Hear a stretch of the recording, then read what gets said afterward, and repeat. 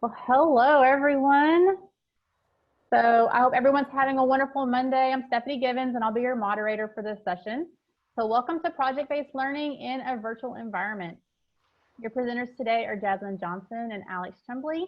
Ms. Johnson serves as the director of the Upward Bound program at Miami-Dade College Homestead campus and is a talent search and Upward Bound alumna. And Mr. Chumbley is the Upward Bound instructor for engineering and is a chemistry teacher by day. So Ms. Johnson, this session is all yours. All right. Welcome, everyone. I am so excited that you guys can join us today. Today, we're going to talk about project-based learning in a virtual environment and really talk through kind of our journey on project-based learning in general. And also want to mention that this is a T3 Alliance presentation. And so T3 Alliance, if you haven't already heard, is going to be featured throughout the conference in different ways. And they have a post-conference going on afterwards. But it's really our journey to project-based learning and how we found it through the T3 Alliance. And this is for this conference in particular that we made this presentation special. So I'm really excited to share with you guys, what our summer has been like for summer 2020, also what summer 2019 was like for us, and really what we found experientially along the way, and share those tips with you guys. Like Stephanie said, my name is Jasmine Johnson. I am the grant director for the Upward Bound program here at Miami-Dade College Homestead campus. And my co-presenter with me today, I'll let him introduce himself. Yeah, my name is Alex Chumbley. I was the engineering instructor for both summers for Upward Bound at Miami-Dade College Homestead. All right, so let's talk about what we're going to talk about today. So our goals for this session is that we model some tools for increased engagement during a blended session, share the knowledge we gained from our summer experience delivering project-based learning in a virtual environment, and also provide a space for collaboration among us to support your students. And so we don't just want this to be kind of like a show and tell session. We want it to be where you guys leave with some opportunities to kind of map this out for yourself. If you were going to go into a project-based learning environment for your students, how would this look? How do you approach it? And then what opportunities do you have in your area to support this? So I'll turn it over to Alex for this. Yeah, so as Jasmine said, one of the things that we're going to do is we're going to model some things that we did with our own students. And so one thing that we found really effective, it's a simple thing, but it's just as effective, is I want you all to blow up the chat really quickly. So open up that chat box and answer this question with just like 3 or 4 words. What is project-based learning to you, right? So just a couple of nice little quotes as to how you would describe project-based learning. So jump on that chat. Hands on, love it. Thank you, Caddy. Hand on, yep, absolutely. Makerspace, learning by doing, I'm loving it, right? Place-based learning, that's really, really important. We're definitely gonna talk about that. Teamwork, student-driven engagement, best way to learn, hardest to plan, preach. We are gonna talk about how we went from beginning to end. I'm loving this. You all are absolutely incredible. One thing that we find is in moments just like this, whenever you see that chat go up, it makes the class seem more engaging for some reason, just seeing all the different things. And once again, it's simple, but it's kind of effective. So we're gonna go to the next slide. And on this slide, what we're gonna do is we are actually gonna have you scan this QR code. It's really easy. All you have to do is open your phone and then take a picture. And you don't even need to take the picture. You'll see like a little pop down on your phone to go to the slide, and then it will invite you to start filling out a survey. Now, Jasmine and I have already started answering the first question just so you can see what it will look like. And then we're going to look at it as a group. So let me pull that up really quickly. So the first question is asking you to, what are the advantages of using project-based learning? Because not only is it important to know what project-based learning is, it's also important to know why we do it. Another thing that you'll notice is as people are answering this question right now, you're able to see the answers pop up. Also, if 2 people end up saying the exact same thing, we see that it becomes a little bigger. So not surprising at all. In the chat, everyone was saying that it's hands-on and that's an advantage of using it. And look at that in the center of this Wordle, we do see that hands-on is the most important. This is a great technique to use with your students in a virtual classroom because you're able to see where a lot of students are thinking. If you get students all over the place like this, then you know that people are thinking different things. And if everyone's thinking the same thing, then you see that word getting really big. And honestly, I could not agree with you more. We're also doing this just to get an idea for what you know about project-based learning. And it's pretty clear to me that you all know quite a bit because you know how engaging it can be, how it's hands-on, how it gives you real-world experience. And these are a bunch of things that we also agree with. So now what I would like is we're going to go to the next question. And I think this one's even more important. So what 21st century skills will a project-based lesson develop in our students?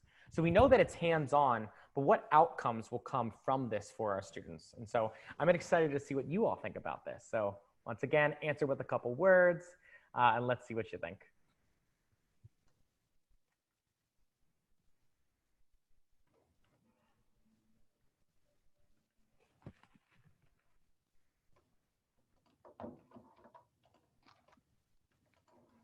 Yes, absolutely.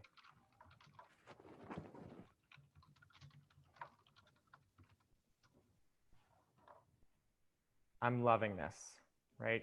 Connecting, resilience, caring for others, critical thinking, collaboration.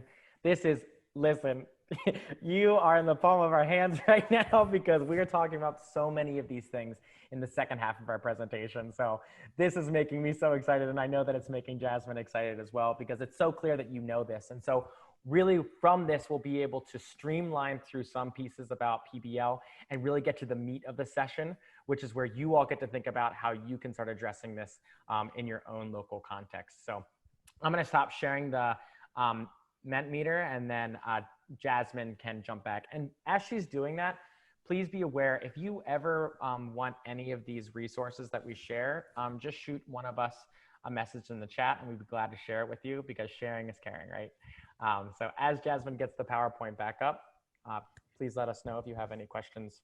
Alex, I don't know if I ever saw the Mentimeter thing, but if you can you screenshot it so we can add it at the end? Just the Yes. visuals of that. Yes. Okay. I will do that for sure. All right. So before we go on, let's talk a little bit about who we are as a program.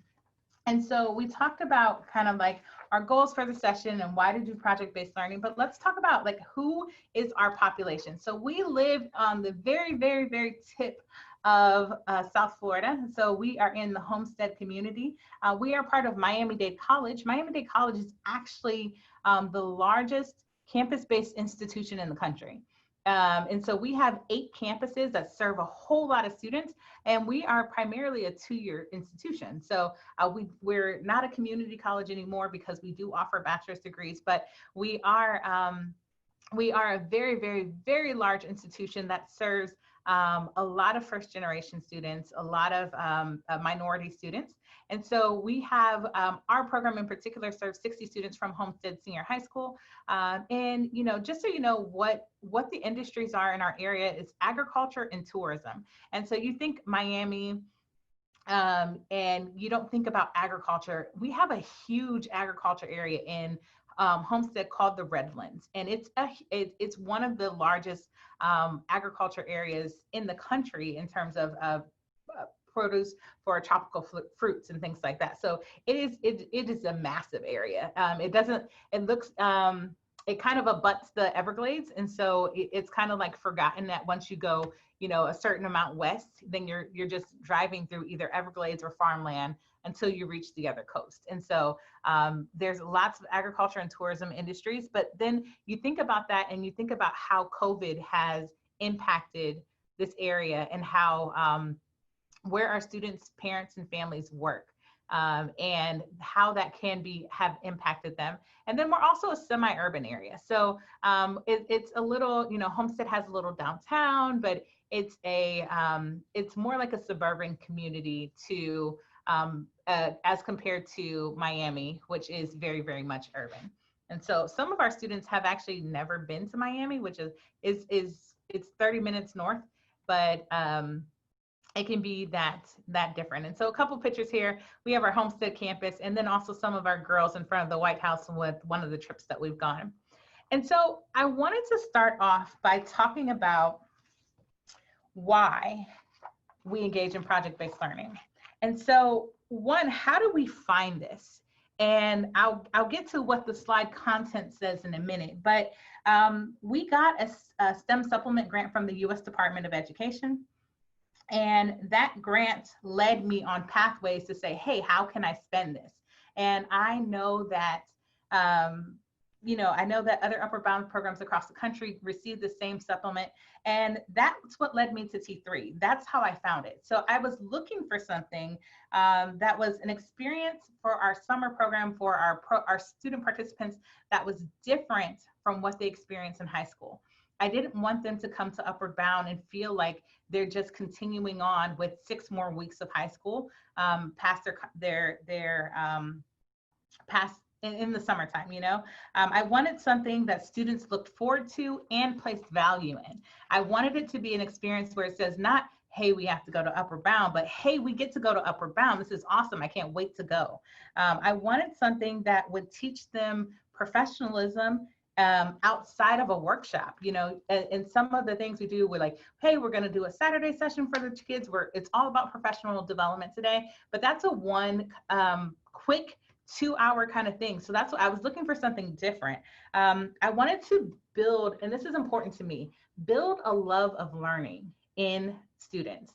I was looking for something that would allow them to connect with learning in a different way so that they learn to fall in love with learning and not just the school process. And then that would lead to a life of learning and a life of being able to say, hey, I want to keep going. I want to keep educating myself, because in my own experience, sometimes forced learning or the curriculum you have to follow is not so exciting. But then when you fall in love with content or you fall in love with expanding yourself, then your whole attitude towards learning has shifted. And then I also wanted to teach students how to think, how to problem solve, and prepare them for jobs that don't necessarily exist. And so how do we do that as a program? And that is what I was looking for. And so that's how we landed towards T3. But then what happened when we implemented the process? And why are we starting a presentation but telling you our outcomes? Just to get you guys kind of excited for what this can do. Our program exceeded all of our expectations. Summer 2019, it was like, oh, they're kind of good. Summer 2020, it was like, guys, I want to cry. That's how good summer 2020 was. And so we had interdisciplinary collaboration. So we had collaboration between teachers across the board, trying to make sure that our students had tie-ins across the board for class. We had content mastery. Our students were able to say back to us and relay and teach content that we weren't sure that they understood before. We had growth and maturity and professionalism. Our students, I tell, it's a really silly example, but I had one of the students email me that was, she was a project manager this summer. And so she emailed me something. She was like, hey, this is the presentation I'm working on. This is what I need for this vendor or whatever. And I wrote something back to her. I was like, hey, let's do it this way. And she wrote back, duly noted. And I was just like, she spelled duly wrong, but I was so proud of her in terms of professional communication and that pattern. So those were some things that I was looking for. And I was just like, yeah, these are blowing me away in terms of how they're maturing and maturing and in their professionalism. And then we had student ownership and choice. And I know Alex will talk about some of this ownership later, but our students went above and beyond. They were able to choose where they wanted to go, and that encouraged them in their ownership. And then, our students were very, very, very proud of their own outcomes. And I think that is something that I can say I'm proud of them, but when they're proud of themselves and when they're proud of each other, that goes a long, long way. And then our students also we built close relationships. And this wasn't just close relationships between the students. This was close relationships between the students and the instructors. They were able to have close mentorship relationships with their instructors, which this summer was the first time. And then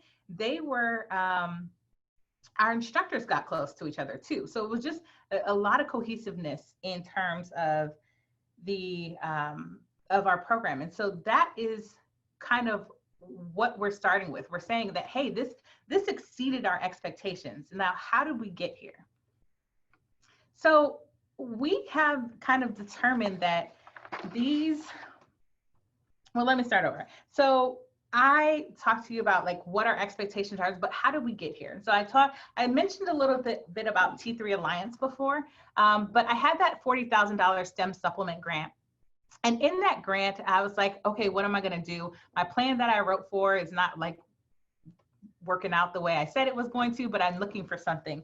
And what attracted me to T3 was I mentioned before that one of my goals was that I wanted to teach students how to think and how to solve problems, and how to be ready for jobs that don't exist yet. And that is in the mind. And that is in how they approach learning. And so T3 is about growth mindset. And growth mindset is the power of yet, and the power of saying that I don't know how to do this, but I know that I have the ability to learn how, and I know that I can apply effort and get there. And so they are using teaching through technology. And I love that. It was like, hey, we're not just teaching the students a bunch of technology that they can take. We're using the technology to enforce underlying skills. And that's what I wanted for our students. Like, I don't want you to like learn, hey, I'm going to learn a Raspberry Pi, but that by the time you are an adult, that technology may be obsolete. But what's not obsolete is your ability to think and solve problems, because that will always be needed. And then there's this community engagement piece, and realizing that you have the potential to solve something and help somebody near you makes your learning so valuable and so real. And so there's also, T3 also presents this design thinking process. And so, you empathize. And I love that in terms of putting yourself in somebody else's shoes and understanding their experience and why you may need to help them. You come up with ideas, you come up with a prototype, you test it out, you go through this process over and over and over. And I love that it's a process. I love, it's kind of like the scientific method. We teach our students the scientific method, and it's not just a way to approach science, it's a way to approach life. And that's what design thinking is. It's not just a way to,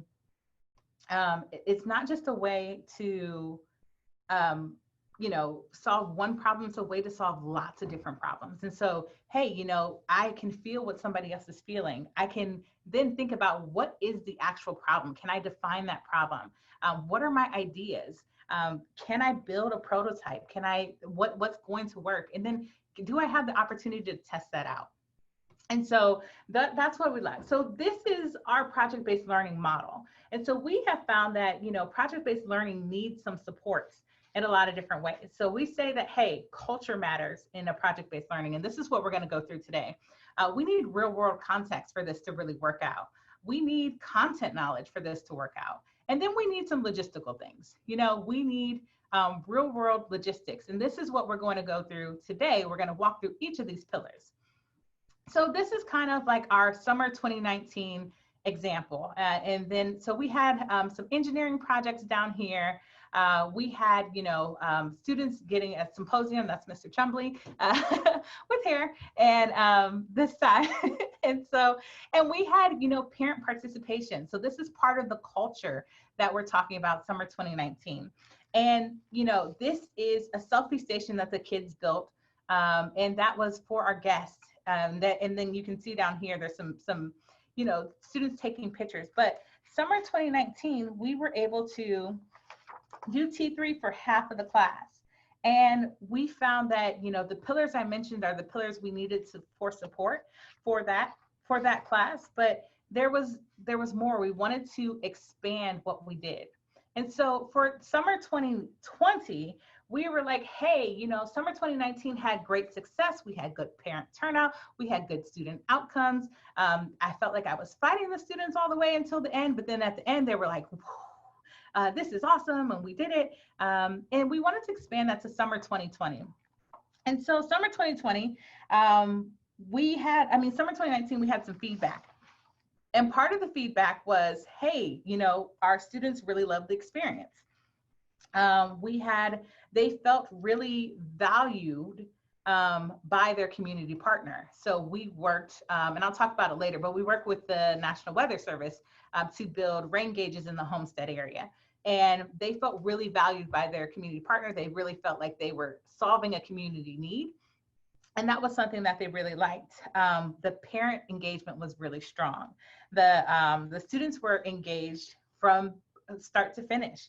And then we had good feedback from instructors too, that they liked the process. Now, we also had some constructive feedback that we took into account before 2020. And that constructive feedback was that, hey, it was a lot of work. And so we kind of approached it from the standpoint is that, hey, I want every class to do a project to present at our symposium. And they're like, hey, that's a lot of work. And so the kids were like, we have 7 different projects. What are you talking about that we have to do by the end of the summer? And so that's kind of how we got to summer 2020. And we had another idea, like we are going to expand what we did in T3 to the entire program. We're going to make it all project-based. But then, and we'll talk about the details of how we do that when we get to the logistics section, but we're going to say, hey, we're going to make a design challenge for the entire project, for the entire program. And our goal this year was, hey, we're going to build a traffic bearing bridge over a waterway. And this CAD drawing was actually done by one of our students, I believe.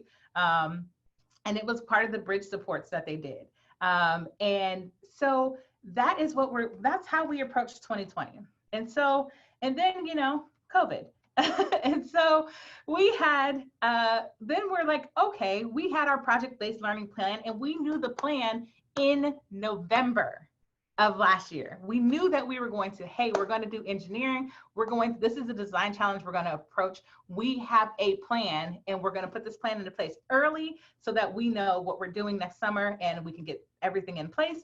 And then COVID happened. And so we're like, oh God, how are we going to do this? And we realized that for us to support a project-based learning environment virtually, the pillars kind of stayed the same, but they just needed some additional support at the bottom to be able to operate in a virtual environment. And so that's kind of what we're going to start talking about. We had some additional things. So we had to plan, we still wanted to do the same project, but we had to get some partners. We had a Unite grant this summer that was able to help us with, you know, supplies. We definitely used our growth mindset because otherwise we would have been lost in the sauce about like, oh, how is this going to work? We're just going to go to the standard basic that we're going to go back to, you know, just our regular upward bound classes and not do this project. We had to do some design thinking. We had to do some, you know, integration between classes. And then, you know, we did all of this and then figured out how to apply it virtually. And so pillar number 1, it talks about culture. And culture is like we say, and I actually got the saying from my church, actually, it says culture happens by design or default. And so we're going to talk about culture between students. How do you get the students to really talk to each other? How do you get the students to work with each other? What do you want to see in your students? What do you want to see between your students and your instructors? And then also, what do you want to see between your instructors? And have a plan for how you want this to work.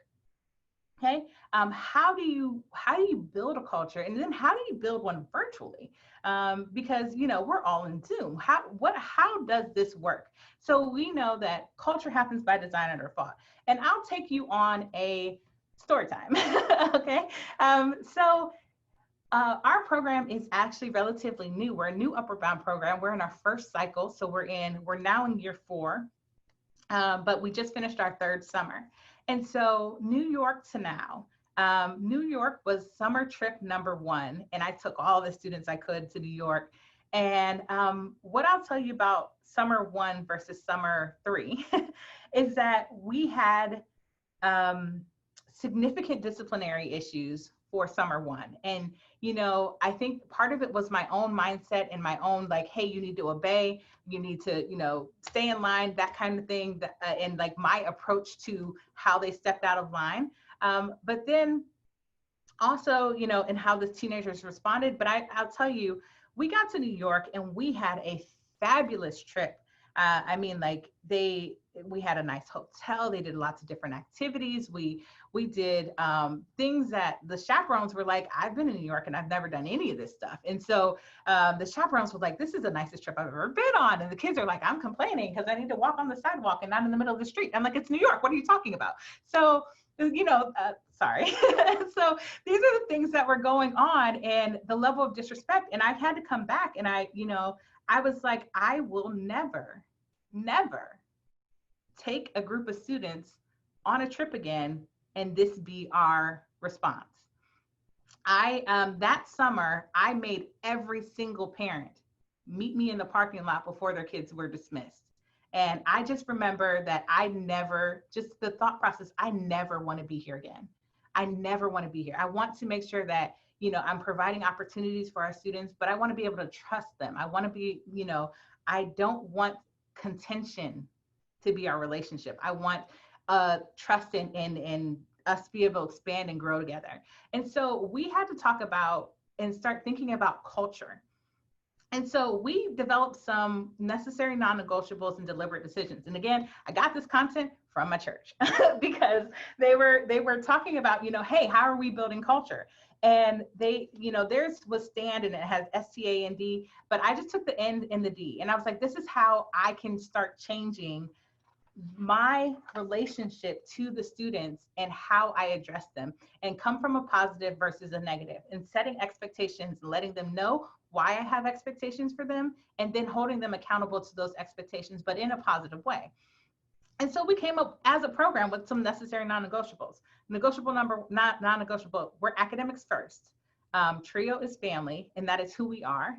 We never stop growing and exploring. We practice respect for sure. And then knowing that your future is worth the work. So if I'm an academics first program, do not come to me and say, we're doing too much work.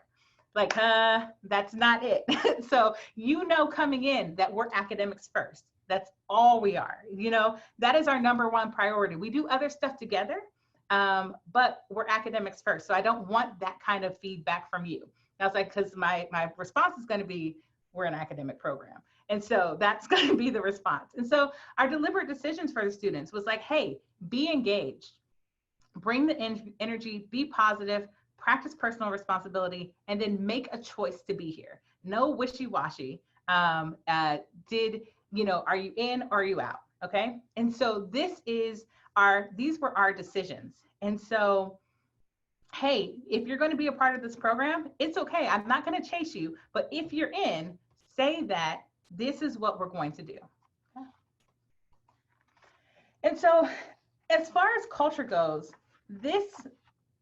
as we made the shift from New York to now, that defining of what our culture is allowed us to have a platform to be able to build. And so our students now all are on the same page. And, when they come on now, hey, be engaged. I'm going to go back a slide. When we're going to say, hey, be engaged, what does that look like in a virtual environment if you're engaged? That means that, hey, your camera's on. If that means bring the energy, that means, hey, you're responding in class. You're going to be positive. That means that we're not complaining and that we're going to focus on the positive aspects of what we're doing. And then, practice personal responsibility. Don't blame your teacher for what you didn't do.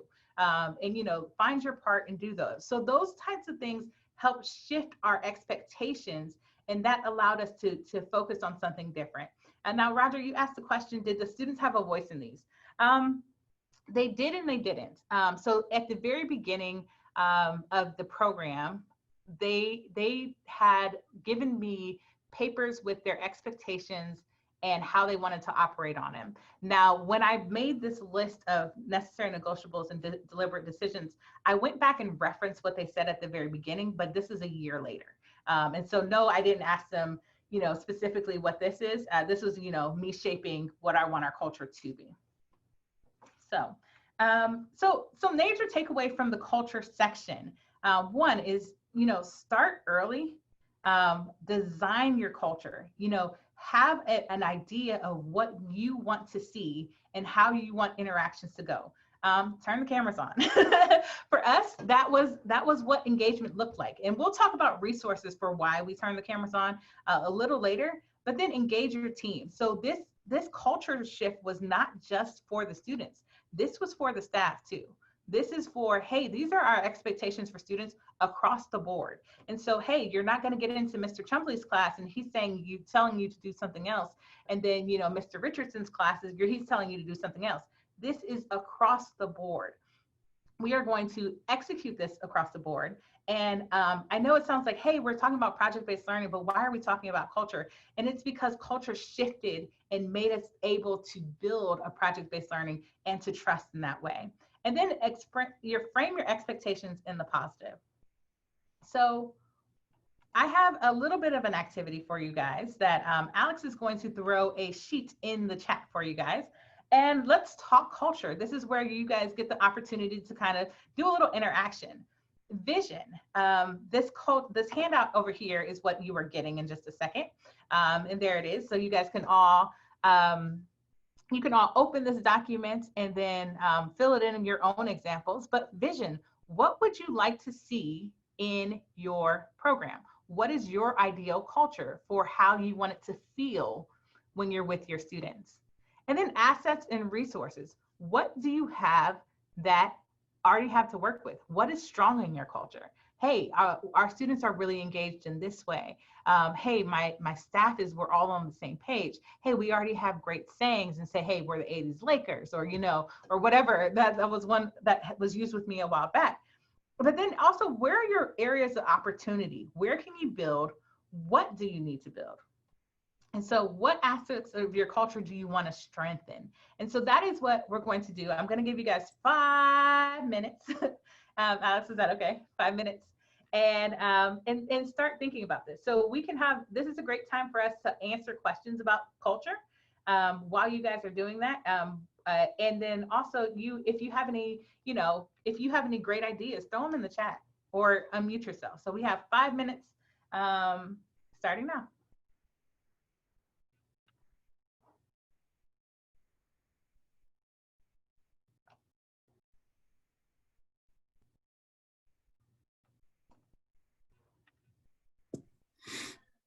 Hey, Jasmine, could you talk a little bit about how much the kids owned that culture? You said you set it and there wasn't a lot of student voice in that process of setting it. Do you feel like you could have done more of that, or was it sufficient enough just for you to set it? If you could include student voice, what would you do and how would you do that?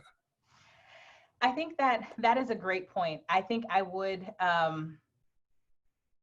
if we were at the point where I had some trusted student voices, I would include them there. I think that at where we were as a program, I think it needed to come from me saying that, hey, we're not progressing anymore like this, and then shifting that, and then getting some student buy-in. And that student buy-in came through basically relationships. And I took 2 students with me to Alaska for a T3 thing. And those 2 weeks, it was basically culture for students. And it's just like, hey, I have an opportunity to pour into you over and over and over. I started letting students make some choices even before that. So the students had said, hey, where are we going next summer? And I was like, I don't know where we're going.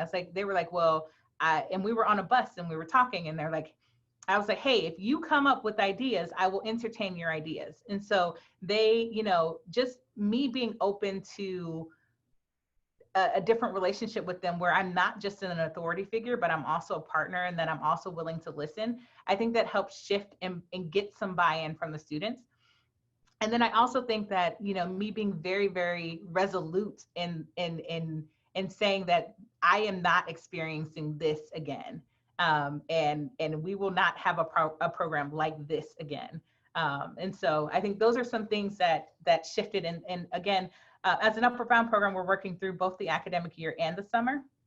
And we really saw the outcome change in the summer, but the program was introduced, or the culture shift was introduced in the beginning of the fall.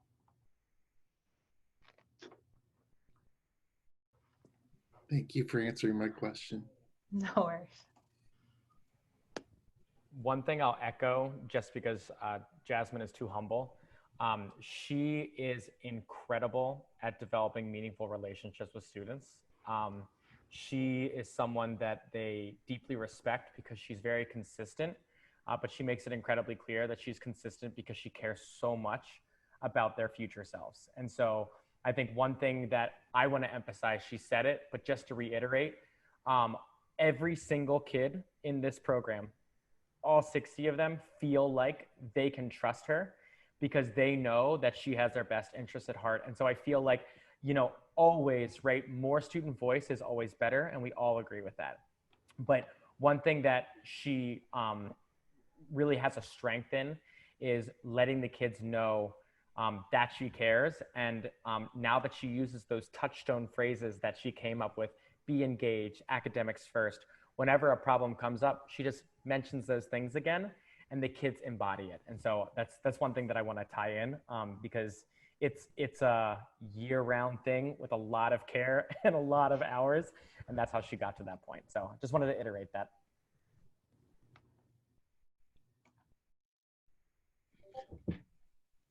Jasmine, do you have a like an inauguration ceremony or something like that? You bring a brand new student in, and is it like you just swarm them with your love and caring and expectations, or is it like there's some process, like okay, you graduated to now you get to be something? Or so I think we read this book as a staff last year called The Power of Moments. And actually, Adam, I think I read it on the way to Alaska. Yeah, I think it was in our book club together, right? Yeah, so I read this book called The Power of Moments, and I think it's by Chip and Dan Heath. And it talked about the importance of ceremony in a lot of ways, and underlining moments. And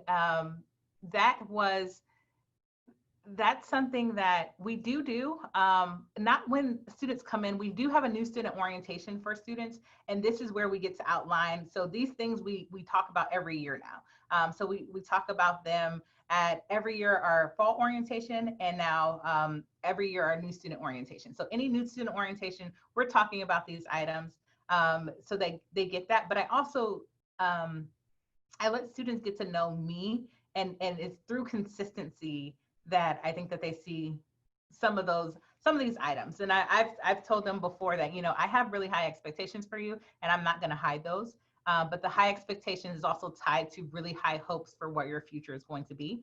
And that's what I say to them regardless. And so I think that, you know, tying it to, hey, I'm going to do this, but I want to do it because I have really high hopes for your future and where you can go. I think that's helped me, along with the ceremony. But the symposium is definitely one of the ceremonies that we put in as their academic getting to, it's your game time. And it's your time to show and tell. So I'm actually going to turn it over to Alex. Our time is up.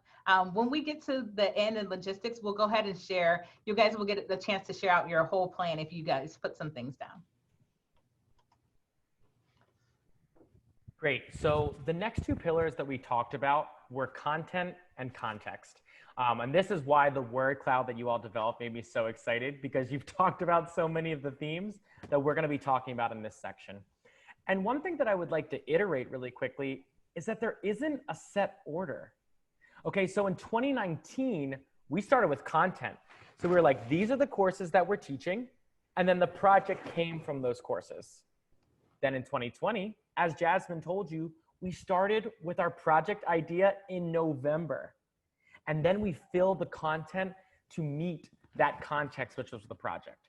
And so I really want to emphasize that we are not saying that there's an order that should happen. And so I'm going to arbitrarily pick one of them to talk about first, but know that in reality, this is an iterative process, and don't fight that, but rather embrace the reality of it. So let's go to the next slide.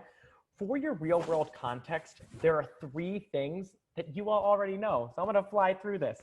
You got to think about what is in your local community. There are a lot of things in Miami-Dade that influenced our 2019 project, because we have issues with sea level rise. Because during the rainy season, they all know that the parking lot at Homestead gets flooded. So what did we do? We partnered with NOAA because they study hurricanes, right? Because we have that local resource. And then, as I already said, it's relevant. We want to make sure that we're thinking about what about this project can be relevant, but you know all this. Let's go to the next slide to talk about some more interesting stuff. So from this real world context, this is where we got really excited this past summer. So obviously you got to make sure that driving question is possible and relevant. You got to consider those available resources. You have to think about schedule constraints and in the virtual classroom, the platform requirements. Listen, it took a long time to determine, are we going to use Edmodo, Google Classroom, and there's a lot of advantages and disadvantages there. And if the conversation wants to shift there during the Q&A, we'd love to field those questions because we thought about them all. Then with this, I think I want to pause because I really want you to listen to this next point because I think it was one of the main things that we discovered. You want to have professionalism goals for your students. So what are outcomes that you want that will make them the future leaders of the 21st century? Just like you would plan the content goals that you want from your students, we found that when we sat down and we thought to ourselves, what do we want our students to be able to do in the 21st century? It really impacted positively the quality of our project design as a group. And so you're going to find in just a second, we talked about we want them to be able to interview better because a lot of kids have never had an opportunity to interview. And we know that that can be a barrier. And so we wanted to empower them with the skills necessary to interview better. We wanted them to be better at presenting because we know the reality is you can have great quality work, but if you can't present that, then people aren't going to listen. We want them to be able to collaborate with one another because we all know that's a reality of the 21st century. And then kids need to meet some deadlines.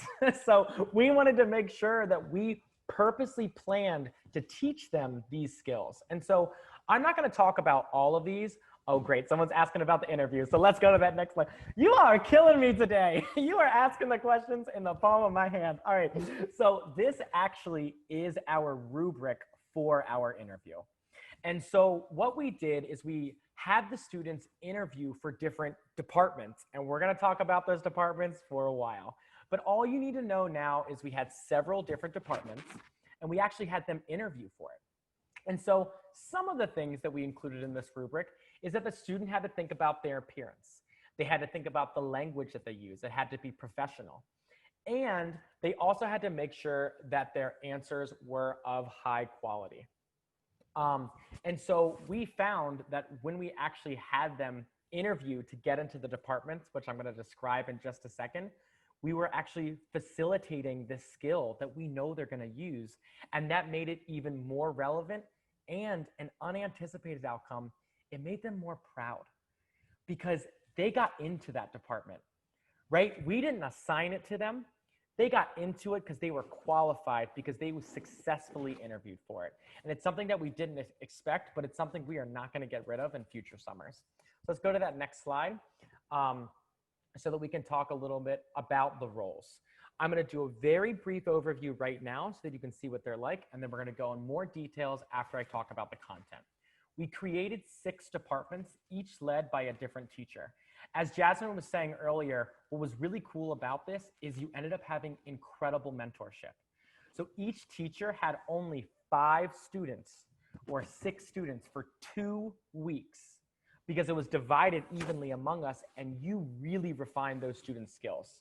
Our departments were the project managers, public relations, traffic flow, water and runoff, engineering and construction, and the IT department. And remember, the students applied to this after taking content courses, which we're going to talk about in just a second. So let's go to that next slide. So with the content knowledge, just like all programs, our program had specific requirements. And so you can see in the left box the requirements that we have to do. We have to have an English, literature, and composition course. We had to have high school math through pre-calculus. We had to have a lab science. It could be any lab science, but they had to be doing something in a laboratory. And they needed to have foreign language. That was it. So then we went from that and we go, well, what are the possibilities? How can we connect this to designing a traffic-bearing bridge over a waterway? Because remember, that was our design challenge for this summer.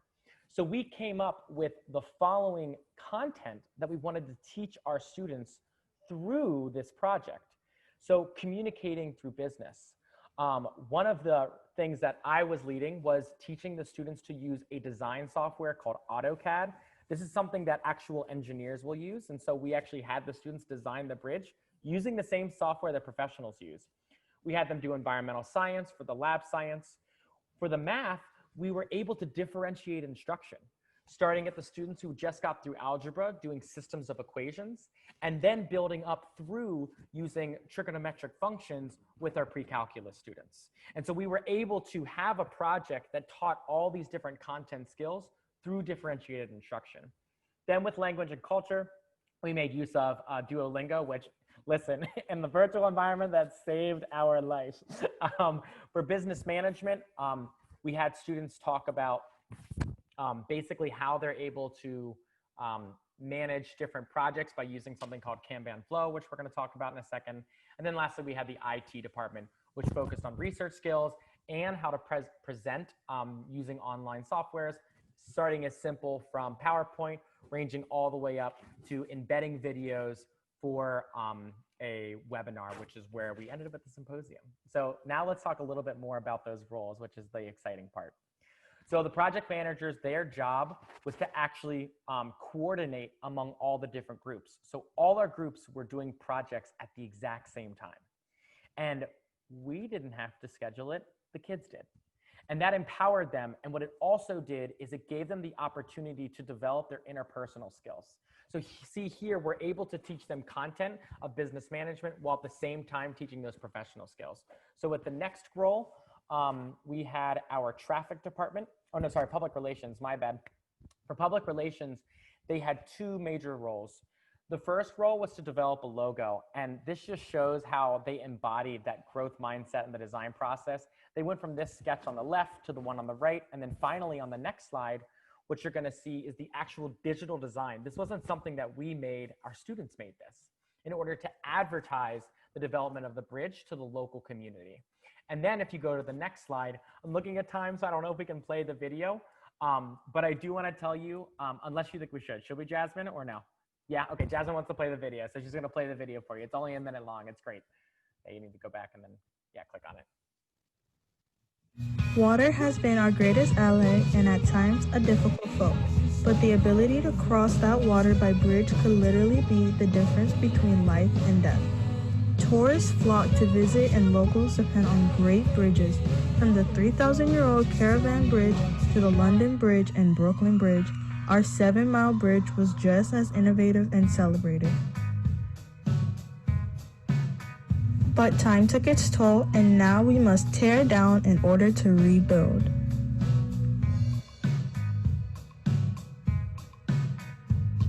Easier access to clear blue waterways and significant traffic improvement are just a few of the rewards this bridge will bring. We are extremely excited to announce the construction of our new bridge, and we look forward to its completion next year.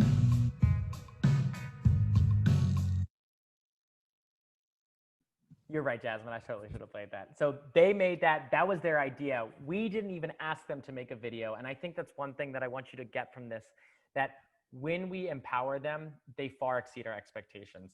I think this department right here really shows the power of application to the real world, because we were able to differentiate, because our traffic flow department, what some of them did, as you can see, is they created systems of equations to model what traffic design they should have during the construction of the bridge. And so that was for students who had just completed algebra or maybe in algebra 2. And then all the way up to our older students, they were actually doing statics in order to determine the weight that the bridge could support based upon our current design. And they were using things like trigonometric functions and understanding different equations. So, I mean, it was really cool just to see all the different ways that we applied the content that we taught them originally and then built to it. So if you can go to the next slide. Then for our water runoff, they built upon their knowledge from environmental science, where they were actually doing a lab, as you can see in this picture. And then they applied what they learned in that lab to what things do we need to consider when we're building a bridge over the Keys, right? The Keys have pristine water, and we don't want to be ruining that by building a bridge. And so what are all the species? What are the concerns with the construction? I mean, literally there were 5 different kids in that group, and each kid tackled a different focus in environmental science. That was absolutely incredible. So then for the next group, this was the one that I led. They built upon their knowledge of developing designs in AutoCAD. The project in my course was creating a skate park. And then once the students were able to create their own skate park, we brought it to that next level, and they actually had to design a bridge. I'm going to be perfectly honest with you. A lot of students in my college engineering courses struggled with this program, and this right here was done by a student who is now a sophomore. So this is a 14 or 15-year-old who outperforms some of my peers in college. So it just, I can't emphasize enough that when you give them something that's real world and exciting, that they really rise to that occasion, and it makes a big difference. So go to the next slide. So let's, okay, so then what we're gonna do now is we're gonna take a quick little break once again to ask you about both any questions that you have about real world context and real world content. So does anyone have any specific questions for us?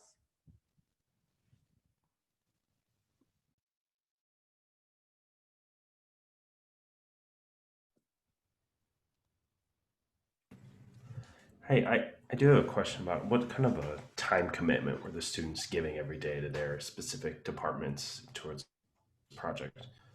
Yeah, so we are going to cover that in logistics, but to give you a short example, their commitment to class time was either 90 minutes or it was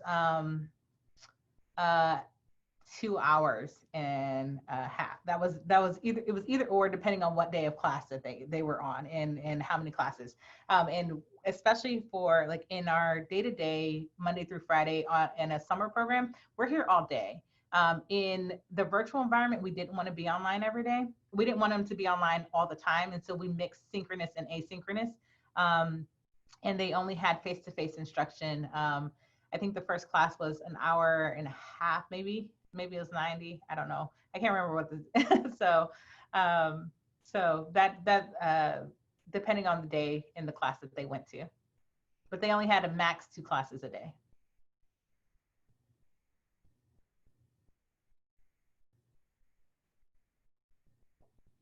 Another thing I want to mention about, our real world context and content is that our students, we picked a location, which was the Pigeon Key Bridge, and that bridge was to give the project context. And so from that time on, we had a Google Maps location that we could, look at, and they can look at the structure, they could look at the environment, and then everything else is concentrated on that. What bridge is it connected to? So what traffic flow? It was an extension of a bridge that's no longer existent. And so traffic flow is looking at, hey, how is that bridge operating in the already normal environment? And hey, what are the environmental concerns around that bridge in that area? Our public relations say, hey, what would that, if we needed to survey the community, what would that community say? And they put together a survey and things like that. So there was just, all the projects were focused on, hey, what is the real world context and what do we actually need to know if we were an engineering firm? And what departments would we need to function? Yeah, so for Adam's question, that was one of the really cool things about having this project, is that it depended upon the group. And this is kind of where the students did have a lot of voice. And so all the instructors were doing was helping facilitate the project managers ensure that the students were getting the things done in time. So we were kind of these like invisible people, like making sure that the project was happening, but we didn't really let the kids know that. In reality, I was messaging Yuan and being like, hey, make sure the project managers give my kids a deadline. So then Yuan would just make a subtle comment, oh, have you given all the groups a deadline? So then the kids would go, oh, we need to make sure we give the so the kids were holding each other accountable. So then my students would ask me, oh, I just got this thing from the project managers and I have to get this done. Are you willing to meet? And so we were able to be flexible during that time. And that was something that we embraced in the virtual environment. right? Because we didn't have to meet at this time, right? It was something that as long as all the members could meet and it was within typical hours, we were able to maybe have a quick little moment. Okay, we'll do a 30-minute Zoom really quick. And I was able to be responsive to the students' needs and feel authentic. So that was kind of a positive from that. It's a great question, Adam.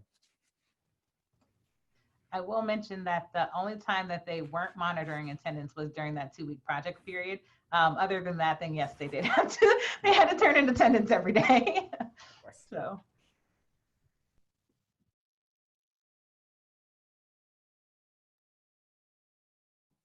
Absolutely. I think the small groups really empowered all different types of students. And I think that's one thing that we are never going to go back from.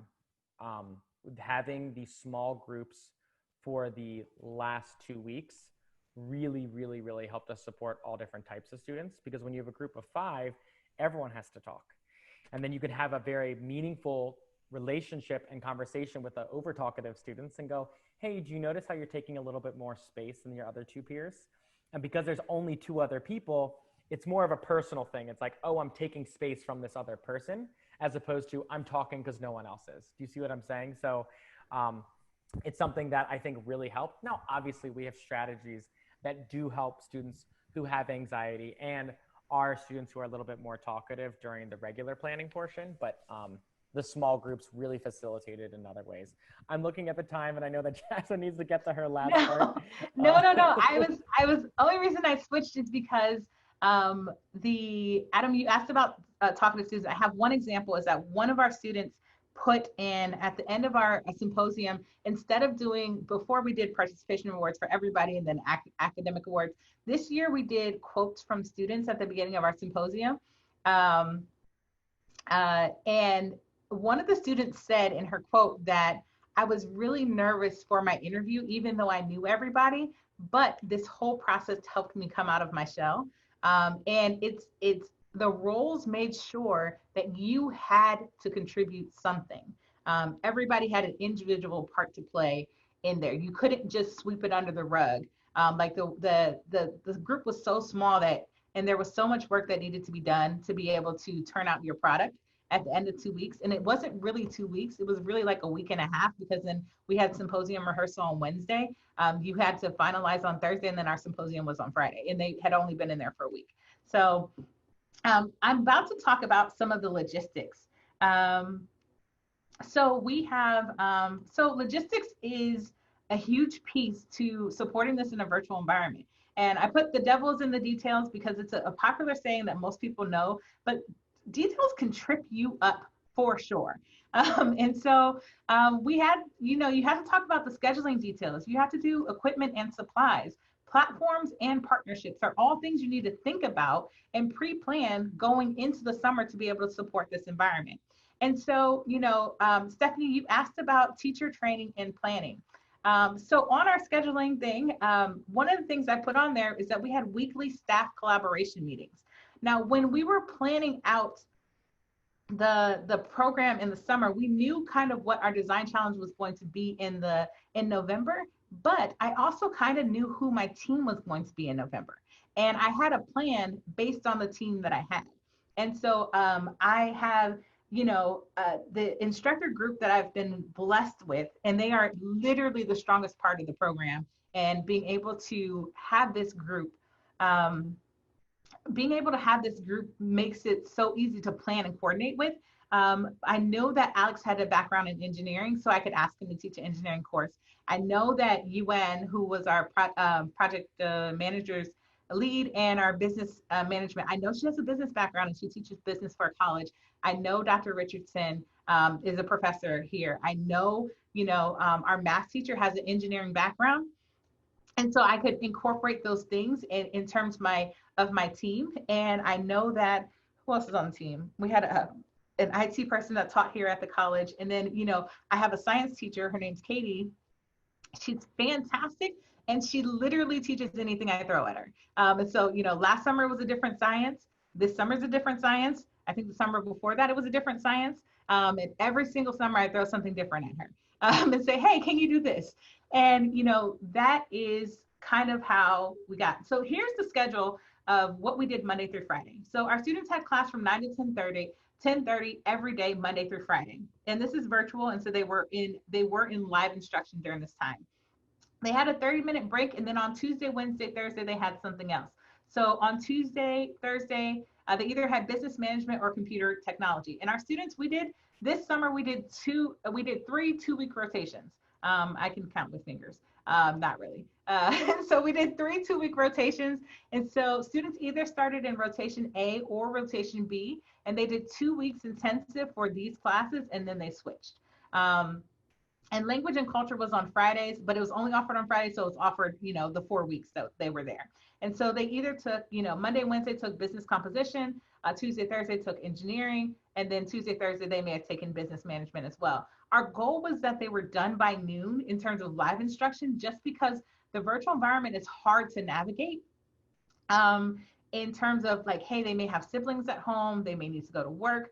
There's a lot of things that needed to happen. And so we were really focused on, we want them to be fully engaged in our summer program, but we also want to be realistic, and we don't want to have them in front of the computer until 3 o'clock every day from 9 to 3. And so we did a mix of live instruction and asynchronous. So they had other assignments assigned that they would have to turn in. And then our instructors also had office hours weekly. So they had to, I don't remember how many office hours they had to offer, but they had, I think it was twice a week that they had to have office hours. And so those office hours were after instruction ended, so any student can access them if they needed to. And so, hey, I'm just going to hang out in my virtual room. And sometimes people, hey, I make appointments for people to see me, but we had to be available for them outside of when our actual live instruction is. And then we had, so after, rotation A, they did rotation B, or if they did rotation B, they did rotation A. And that is all the core content we needed them to know to be able to interview for one of the departments that they needed to go into. And each of the teachers led a separate department. And so, and like our business composition instructor was the one to lead the public relations and communication department. Our engineering instructor ran the engineering construction department. Our business management leader was our project manager department, because she was talking about budgeting, and she was talking about Gantt charts, and she was talking about project flow. And that's what that project, that department focused on. Our applied mathematics teacher, she was our traffic flow, because it was a mathematical thing. Environmental science, again, our environmental water and runoff department, and computer technology environmental. So this was very deliberate. We had a department for each instructor. And so our students interviewed at the end of week 4. So at week 4, they interviewed for their project, and then weeks 5 and 6, they were in their project. And so they had department project. They had their morning time period was all for department. Now, did they have to meet every single day? That was up to their department and what they needed. And so that's where they got some of their choice in, and that's where students were able to kind of put some, hey, I need to do this because it needs to get done kind of thing. So, hey, sometimes they met two times a day. Sometimes they met not in those time periods, but that's the time we allotted for them to meet. And then we also put in a leadership course, and then we had assemblies every Wednesday. And so that's kind of how we did the scheduling and logistics. Now, equipment, it was really important that we picked equipment that could be sent home, and so that we had a hands-on experience. For equipment, you have to plan early. You have to say, hey, what can I send home for students that, one, does not require a bunch of things that I'm sending something toxic home that somebody else can get into? What can I send home that is individual? So a lot of the science sites or Carolina Biological, they'll send their equipment comes in class packages. So I'm like, how can I send something home that is contextual for the students so that they're, again, in a laboratory science class from their home, but that can be individually packaged, so for me to send out. Involve your instructors in your equipment. The instructors were involved very early on in this process. So our instructors meet, I think our first meeting may have been 6 weeks out from summer, maybe even before that, because I knew I had the team pretty early on. And so our instructors meet early, and we do hey, this is a timeline for you guys. And we'll talk about timelines in a second, but this is a timeline for you guys. I need an equipment list by this time so I can order and turn it around. I need like, hey, ask for the world. I may tell you no, but ask for it. Because you never know when I have budget or not. And then, make sure your equipment levels the playing field. So one of the things we sent home this summer was computers. And that way I mentioned that I wanted camera on. I didn't require camera on in terms of virtual programming until I made sure that I gave them all a computer with camera capability. And so that's when I said, hey, this is a requirement for participating in this part because I want to show, that you can get into your, you can get somewhere private in your house. And sometimes like, hey, it's just on you. You can be against the wall, even if there's other things happening around you. You don't have to have your mic on, but you do have to have your camera on because we want you to be visually engaged. So here's, sorry, I wanted to play this little clip. This is one of the students put together of, her doing her lab at home. And this is one of the water quality labs. And then this other one is one of our instructors leading it's only a short clip, but it's her leading the science experiment at home. So I can see your samples. Oh, that's a nice blue. Yours is kind of clear. Okay, that's good. Nice. All right. Yeah, it's a really short clip, but it's just saying, hey, you may notice that they all have on lab coats. That's something that they would have to do here at Miami-Dade College, so I just sent the lab coats home. But they all had gloves. They all had, test tubes and everything like that. That is part of the equipment planning process. And so they got large boxes this summer because I had to send a lot of stuff home. But you have to start early. And so let's talk platforms. So what did we use this summer for getting engaged? We used Edmodo. Edmodo is a free class site, and all of our classes, like we had one home account that put together all the classes and then gave instructors access to it. But it's a place where they can turn in work. It's a place where they can, use discussion boards and things like that. And it's just one of many resources that you can use. But we have, it's only one of one we may have used, but we used this one this summer and it actually worked out really well. So the kids could see their grades, the instructors can post the links to meet. We also use Band, which is this green icon, and that's our normal program communication. And so we have a calendar function in there. So the calendar function would have every day of class it had the link to get to. And then also, we could, make chats for different groups and things like that. We did Cisco WebEx. That's how our institution banned Zoom at the end of the spring semester. And so we had to scramble. And so we started out on this platform called Jitsi Meet. So we started having like staff meeting on Jitsi Meet before, and then we had our new student orientation on Jitsi Meet. And then day one of summer comes and we're on Jitsi Meet and it crashes and burns. Like day one of class was terrible. It was terrible. It was like, nobody could get on the platform. The students were complaining. The instructor was like, I can't get this to work. And so literally I had a group of students who was like, hey, I need some volunteers to test a new platform with me. And we switched to WebEx that day. And resent out everything that we had sent out before. So we had some ups and downs in terms of, making this work and being able to utilize our growth mindset and say that, yes, I can fix this. And it's not just a dumpster fire. So these are some of the platforms that we use, but there's lots of others. I think we used Google Meet at one point in time, and it just didn't work out as the best platform for us. We tried to use Google Classroom at the beginning. That didn't work out for us. We tried a lot of things, and that's just what you have to be able to find. And then the last thing I want to talk about in this section of logistics is partnerships. And back up there, I put, T3 Alliance was about, technology, the skills, the growth mindset, but it's also about this community partnership piece. And that is what accelerated growth for our own students, and saying that, hey, adding that real world context and a real person that you're helping or a real organization that you're helping helps solidify the growth for our students. And so what can you leverage to add real life context to your own project? And so think about things when you're selecting a community partner. What are the communication skills your students need to have to communicate with your partner? And then also, are they a growth mindset mirror? Are they a person that can get in front of your students and say, I think you have this ability in front of you? And so that's so important to pick up a partner that can instill the things you want to see in your students and that will reflect those. And then also, are they locally available? What's in your immediate vicinity or that can partner with your students and give context to their everyday lives? And so our students forevermore know that the National Weather Service is about 30 minutes away, if that, that they're at FIU's campus. We got to visit there. And now every time they like, oh, I know somebody there. I know a meteorologist there, that type of thing. That really, really added context to what they were looking for and the conversations that they had. So kind of takeaways from this, logistics session is, one, start early. If you have to do any kind of virtual or supply in general, just start early. Start as early as you can.